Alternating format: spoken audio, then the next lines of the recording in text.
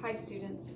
So, as luck would have it, basically 5 to 10 minutes after the buses pulled out, power came back on. And it sounds like the blowers are even working, so yeah, I can breathe. And I can push out the video from here with the notes on the board and then notes that I'm going to walk you through. So start by getting your flower picture. Get the picture of the flower, okay? Select a dominant color and a recessive color. So we're going to talk about the characteristic known as flower color, and the possible traits are going to be the two colors you select. If you want to do blue and yellow to match what I did so that you can make sense of it, that's fine. If you're getting the hang of it, choose whatever two colors you want. Just realize that at some point you have to mix those colors, so you need to know what those two colors mixed will make. So for example, blue plus yellow, when you mix those, when you blend them, you get green. Red plus yellow, when you mix those, you get orange. Red plus white, when you mix those, you get pink. Red plus blue, if you mix those, you get purple. Do you get the idea? You need to think about colors, the three colors that would work, the two that you could mix to make the third color. So kind of keep that in mind when you pick your two colors.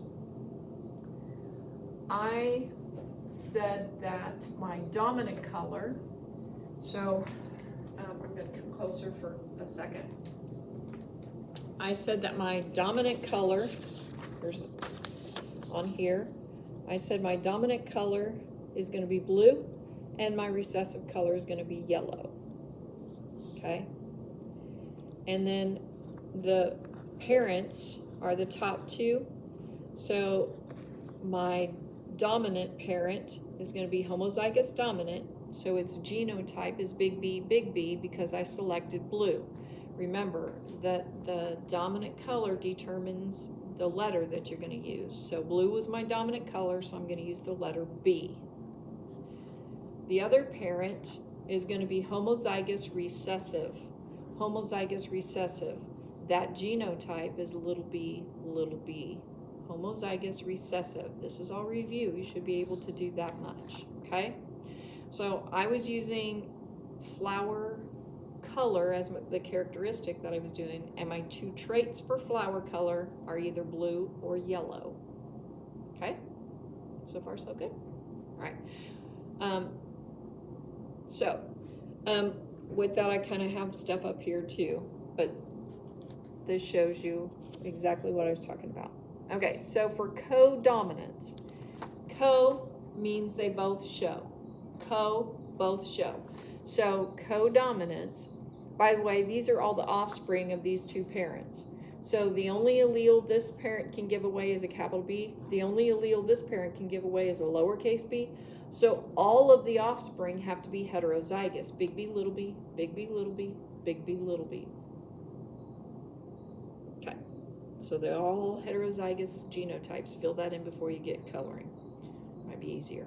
All right, co-dominance, co, they both show. So co means there's going to be blue and yellow flower color. So what I did was I colored each flower blue and yellow. The flower petals are each blue and yellow. Co, they both show.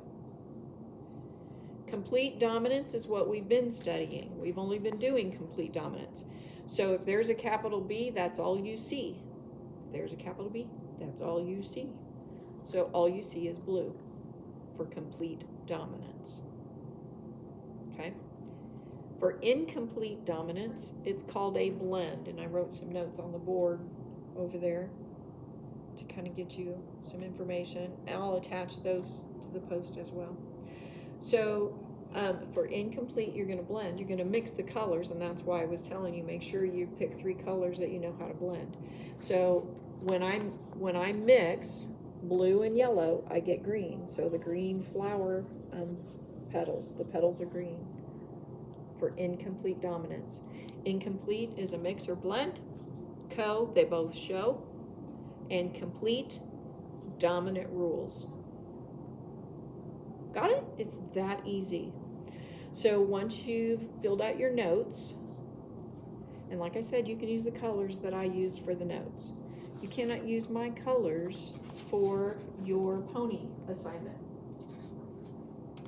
This one will be for a grade, okay?